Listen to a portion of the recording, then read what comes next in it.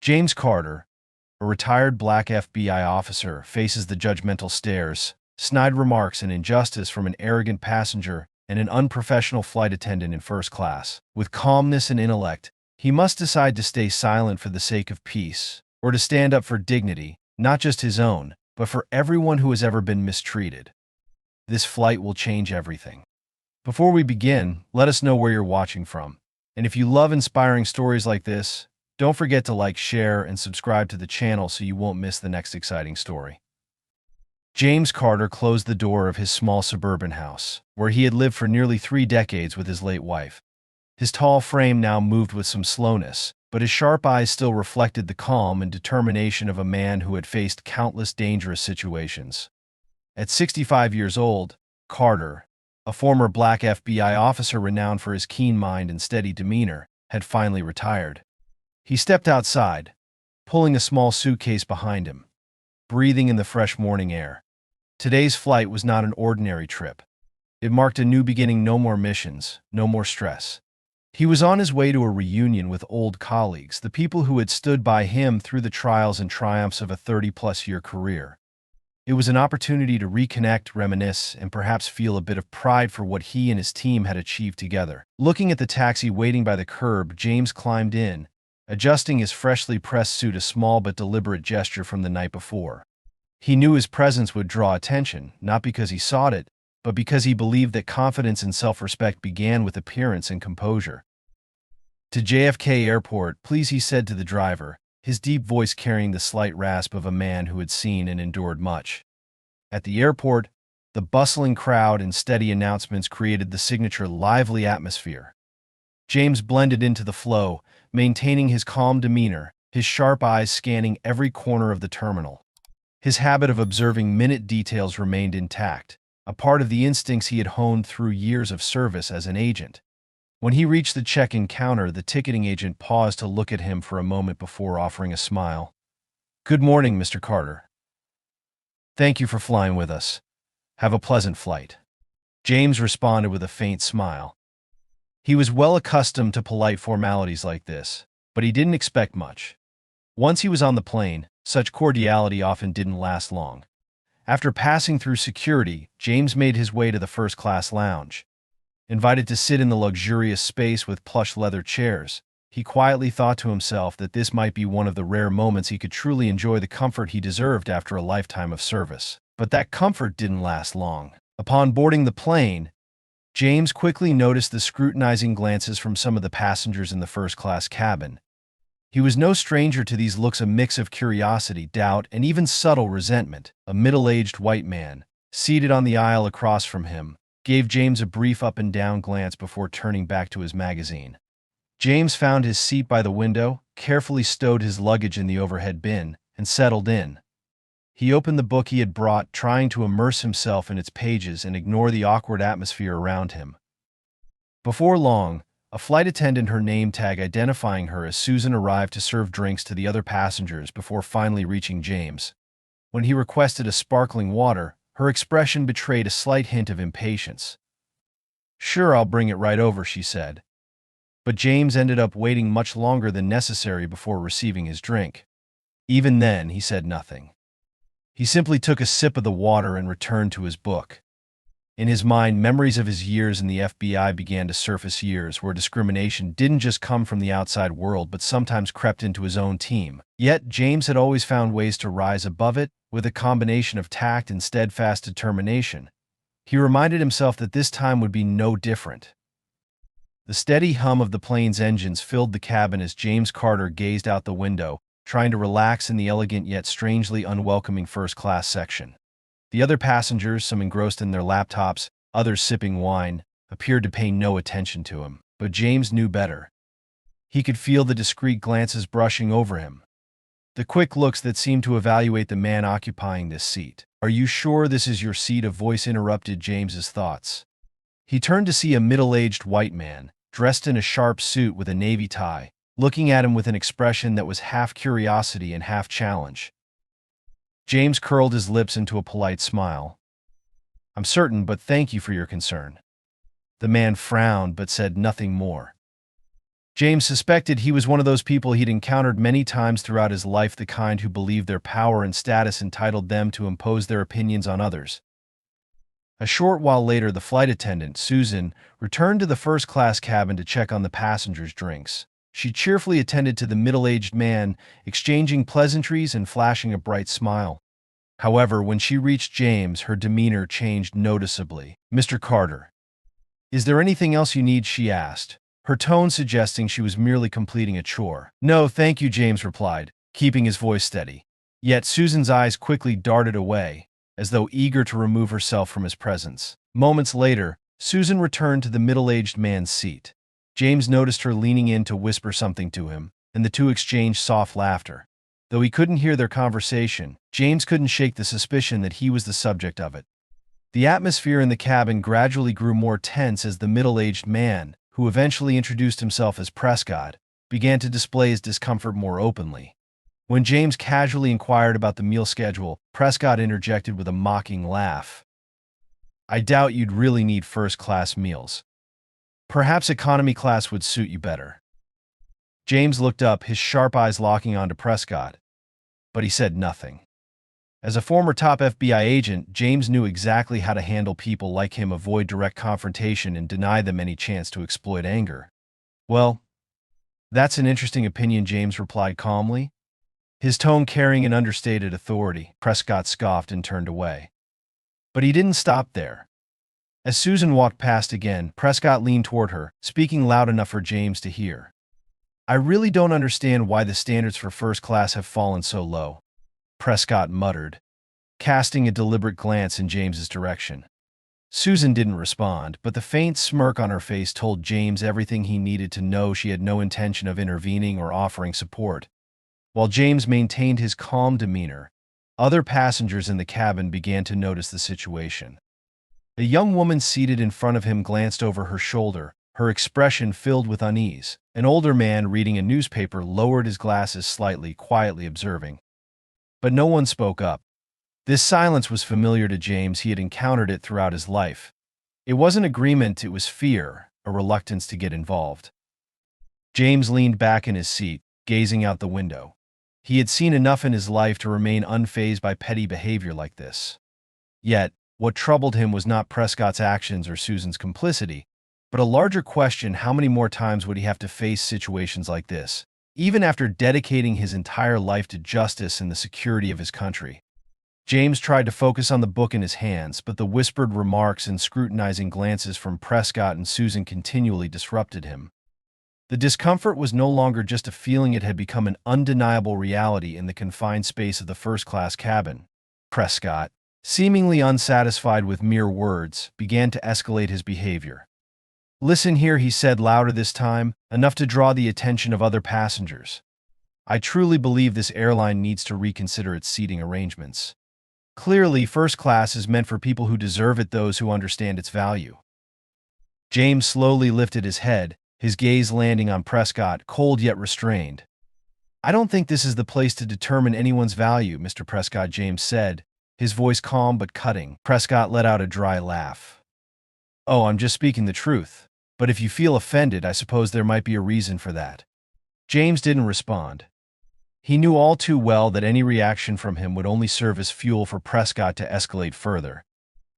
The tension reached its peak when Susan returned, her tone now noticeably unprofessional. "Mr. Carter, if you're feeling uncomfortable, we could arrange to move you to the economy cabin. It might be a better fit." James set his book down and looked directly at Susan. "Are you suggesting I vacate the seat I paid for simply because another passenger is unhappy with my presence?" Susan hesitated at James's straightforwardness but quickly regained her facade of confidence. "I just thought it might help resolve the situation more smoothly."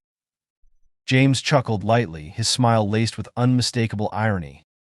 "The situation here wasn't caused by me, and I don't believe me leaving my seat is the right way to solve it." James's words left Susan flustered, but Prescott interjected with a challenging tone. "Come on, Carter, there's no need to make a big deal out of this. We just want things to go smoothly." James remained silent for a moment, then turned to face Prescott. "You think I'm the problem, but in reality, it's your attitude that's the issue here." Other passengers began to notice the situation. A middle-aged woman leaned over to her companion, whispering something. A young businessman seated behind them furrowed his brow and quietly took out his phone to record the exchange. The atmosphere in the first-class cabin grew increasingly tense. James remained calm, but inside he could feel a rising anger. This wasn't the first time he'd encountered such behavior. Throughout his FBI career, he had faced many instances of subtle discrimination and had learned to control himself, choosing the right moments to respond. He gazed out the window, taking a deep breath. "They're testing me," he thought, "but I won't let them drag me down to their level." The back and forth between Prescott and James began to draw more significant attention. A younger passenger seated near the front suddenly spoke up. "Excuse me, but I don't think this is how a first-class flight should be conducted. Everyone has the right to sit in their assigned seat, no matter who they are." Prescott turned around, clearly displeased at being interrupted. "Well, perhaps you should keep that opinion to yourself. I'm just speaking the truth." "No," the younger passenger responded, his voice firmer. "You're deliberately causing a scene, and that's something no one here wants." The comment left Prescott embarrassed, but instead of remaining silent, he turned to Susan. "Do you see this? This is exactly why I said the airline needs to reconsider its customer standards." Susan didn't respond immediately, but her face showed evident discomfort. For a moment, she seemed to realize she was caught in a situation where her bias had been exposed. Awkwardly, she stepped away, leaving Prescott visibly agitated and increasingly unsettled. The atmosphere in the first-class cabin seemed to freeze after the exchange of words. James maintained his composure, but he was well aware that all eyes were now on him, whether discreet or direct. His next move would determine how this situation unfolded, and he was determined not to act unwisely. James closed his eyes and took a deep breath, listening to the steady hum of the plane's engines. Years of working in the FBI had taught him how to handle pressure. Whether in life-threatening situations or confrontations with powerful individuals, he had always adhered to a guiding principle: never react emotionally. Always remain in control. Up front, a middle-aged woman someone James had noticed earlier leaned over to whisper to the person seated next to her. "He's incredibly composed," she said, her eyes hesitantly glancing toward James. The person beside her nodded. "He's clearly endured too much already. The crew should have stepped in earlier." Gradually, other passengers began to share similar sentiments. Whispered conversations grew more frequent, and while no one directly confronted Prescott, the support for James was clearly building. Susan returned, visibly hesitant about how to handle the situation. She looked at James, her expression a mix of guilt and reluctance. "Mr. Carter, is there anything I can do to make you more comfortable?" she asked. James looked her directly in the eye, his gaze deep and piercing.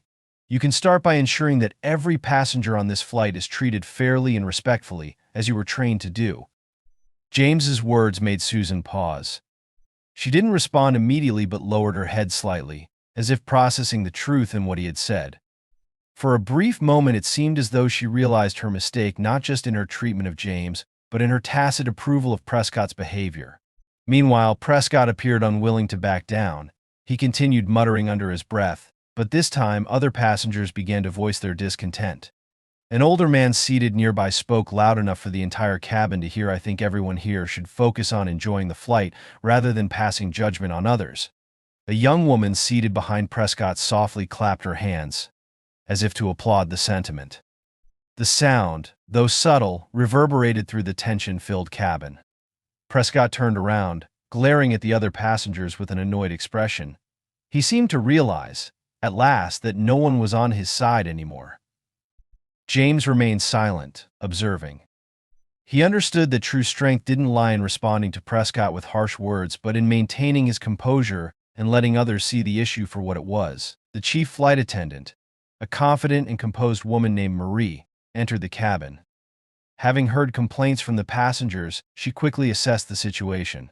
"Ladies and gentlemen," she began, her voice firm yet warm, "we want to ensure that all passengers feel comfortable throughout this flight. If there are any issues, I'll be more than happy to address them." Marie turned to James and gently said, "Mr. Carter, I sincerely apologize if anything has caused you discomfort. We will do everything we can to ensure you have an enjoyable flight."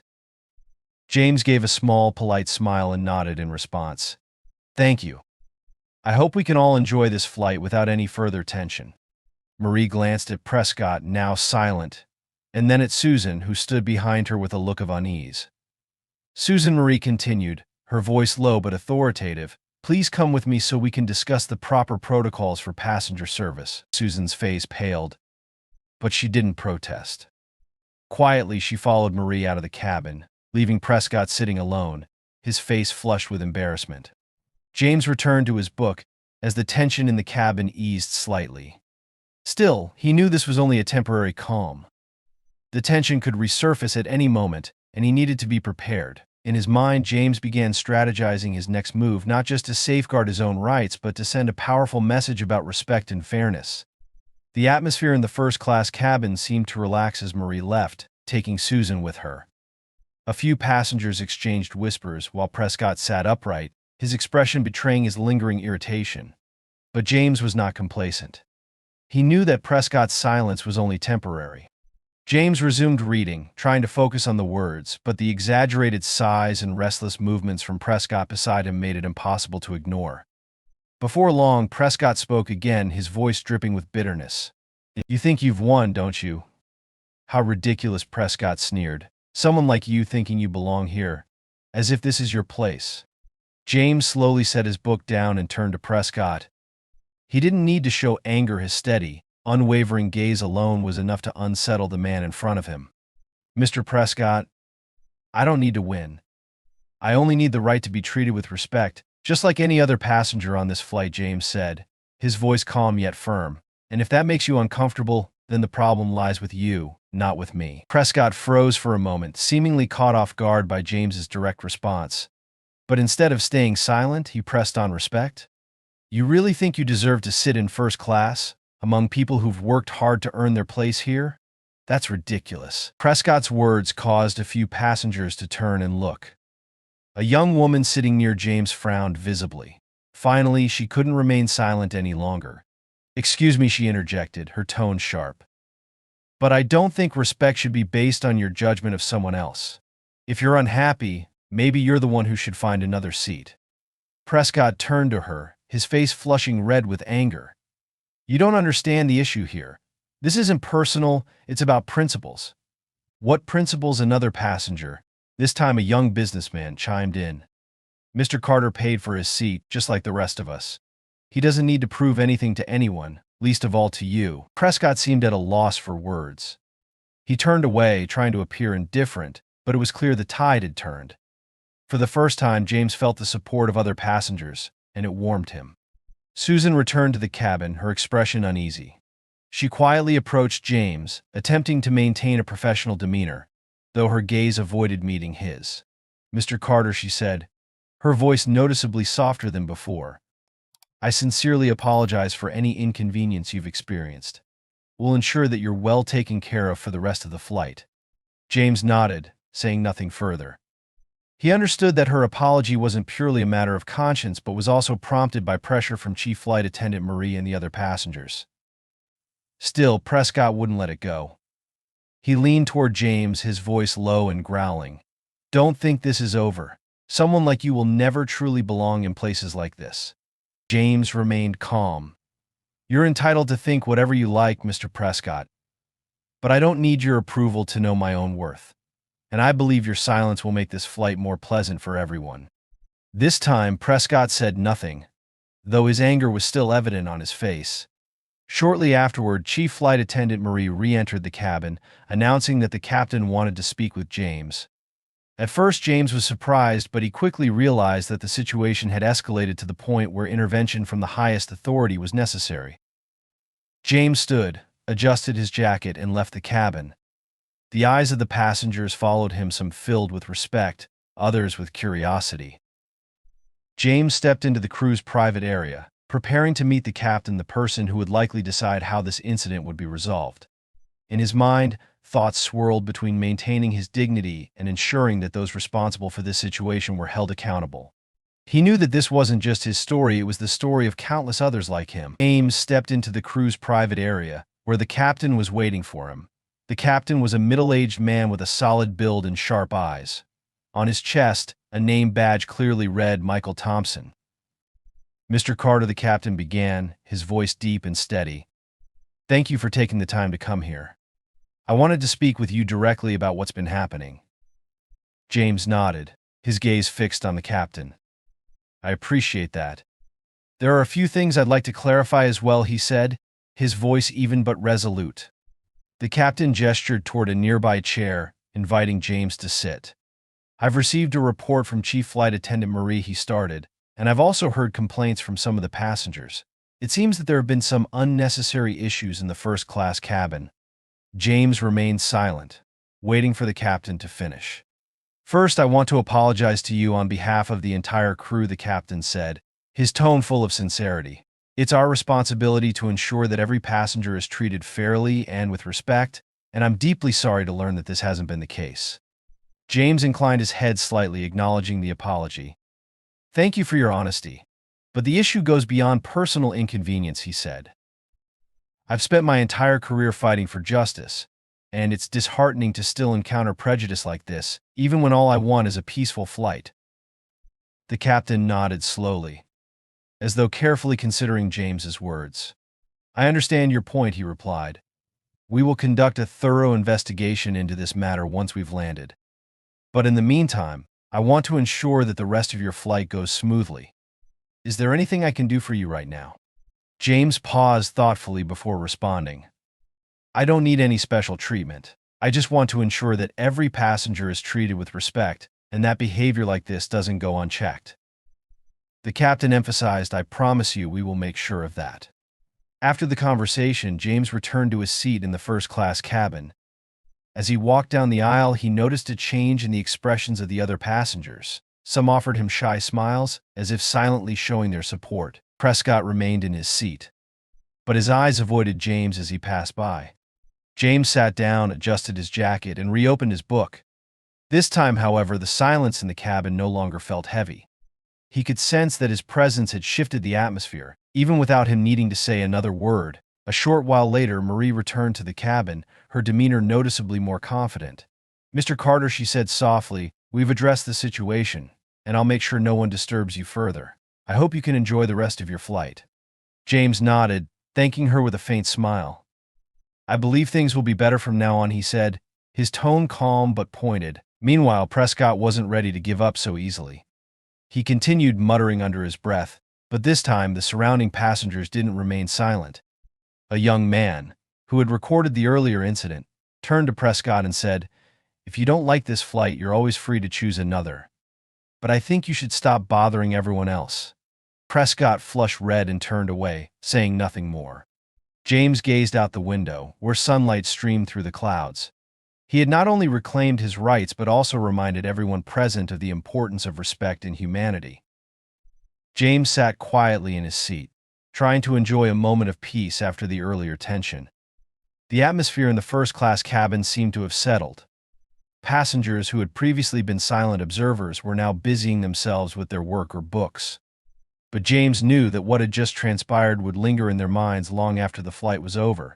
A short while later, the young man who had spoken up in support of James earlier approached him. He was tall and slim, with an intelligent face and kind eyes. Hello, Mr. Carter, he said, his voice slightly hesitant but sincere. I hope I'm not disturbing you. James looked up and smiled. Not at all. I appreciate that you spoke up earlier.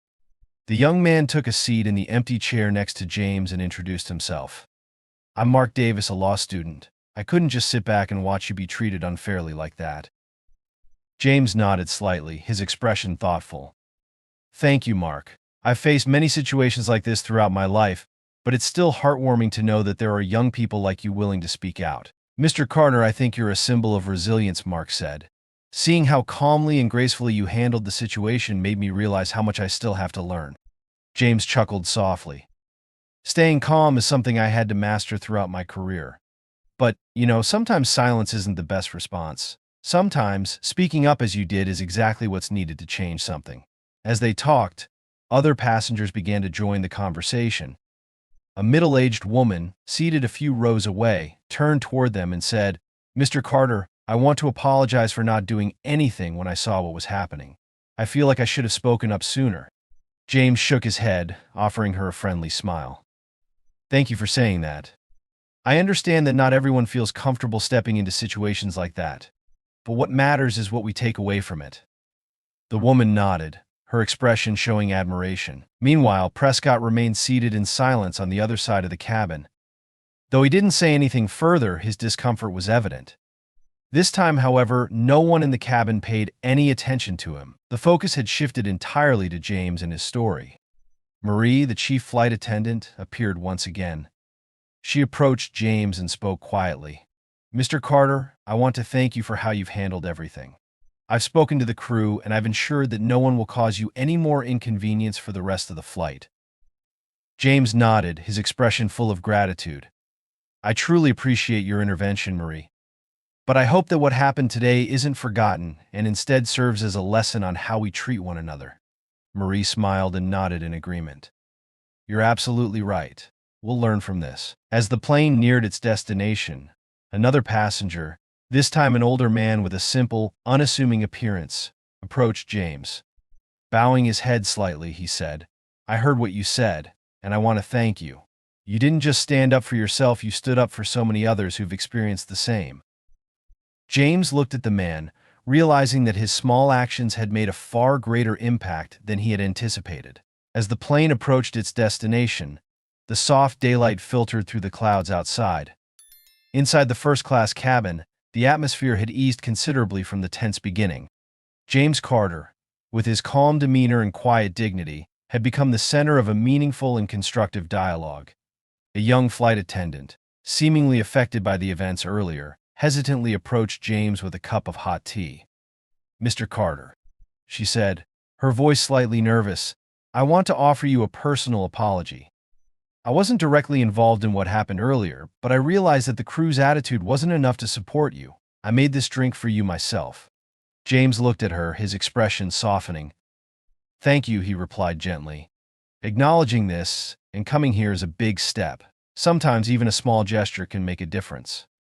The flight attendant bowed her head and walked away with a faint smile, as though she had learned an important lesson. Across the cabin, Prescott remained seated, but the confidence he had displayed earlier had completely crumbled.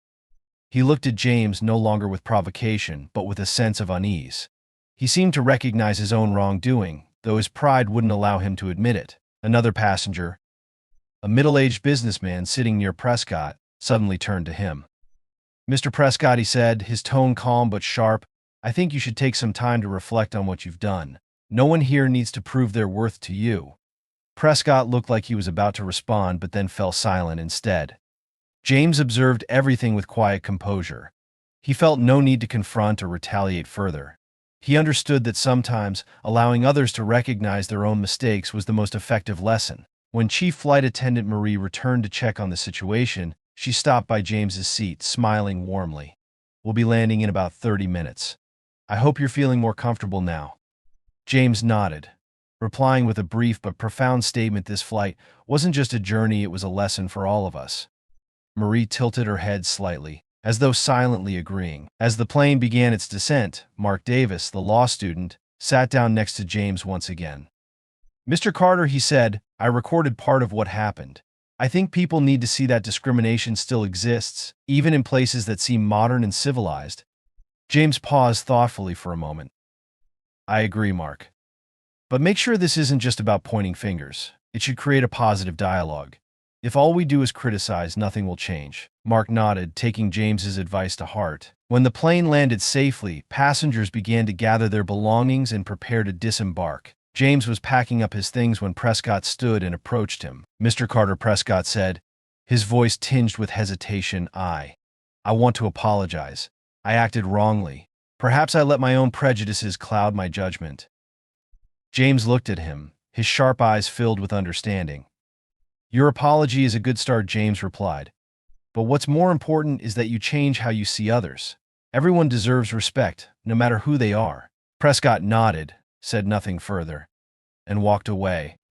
As James exited the plane, a few passengers stopped to thank him for standing up for fairness. An older woman shook his hand and said, "Mr. Carter, you're a remarkable man. You've made me reconsider how I see things." James thanked her with a gentle smile. James walked through the airport terminal, not expecting to draw any more attention. But as he passed the exit, Mark Davis, the law student, ran after him. "Mr. Carter," Mark said, Holding his phone, I just posted a short video of what happened on social media, and it's spreading faster than I expected. There are hundreds of comments, and everyone is supporting you. James looked slightly surprised. Mark, you should be careful about how you share this information. We don't want this to turn into a personal attack or hurt anyone. Mark nodded, looking serious. I understand, sir, but I think this could spark a broader conversation about respect and fairness. James sighed but smiled. You're right, Mark. But make sure we frame this story in a positive way. Change requires cooperation, not outrage. After leaving the airport, James attended the reunion with his former colleagues. In the warm and familiar atmosphere, he shared the story of his flight with the people who had once stood by him during perilous missions. James, an old friend named Frank, said, "You did something most people can't. You stayed calm and made others understand the issue without needing to raise your voice or start a confrontation." James smiled softly and raised his glass. "We learned that together during our years on the job, Frank. Strength isn't about shouting, it's about making others see through your actions." In the days that followed, James's story quickly became a headline across social media and news outlets. The video Mark had posted not only garnered significant attention but also sparked a larger discussion about prejudice and how people can treat each other with greater kindness. The airline involved in the incident issued a public apology to James and all the passengers on the flight. They also committed to improving their staff training processes to ensure fairness and professionalism in their service. James received hundreds of messages from strangers, thanking him for inspiring them and for standing up for justice. He hadn't sought praise, but he felt that the story had created an impact far greater than himself. One evening, James received a message from Prescott. In it, Prescott wrote, "Mr. Carter, I've been reflecting deeply on what happened. I realize that I acted wrongly not just toward you but in how I see others. I'm working on changing and learning from this lesson.